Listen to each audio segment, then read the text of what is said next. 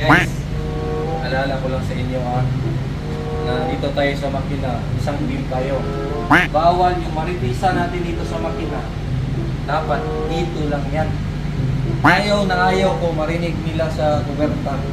Dahil yan ang simula ng gulo. Nagkaroon tayo ng barangay-barangayan dito. Yan ang ayaw ko mangyari. Kung magpintuhan tayo about sa mga maritis dyan, dito lang yan. Diba, Sing? Okay, sir. Tama yan, sir. Hindi na kasi nag-umpisa yung gulo. Wala itong happy natin eh. Ganyan sana. Ungay. A few moments later. Gusto mo mga tropa natin sa baba? Ako, partner. Napagod na ako, partner. Si Peter, hardworking talaga.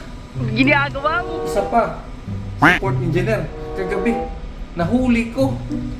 Doon lang sa control room, nagpa-sounds pa. Walang ginawa.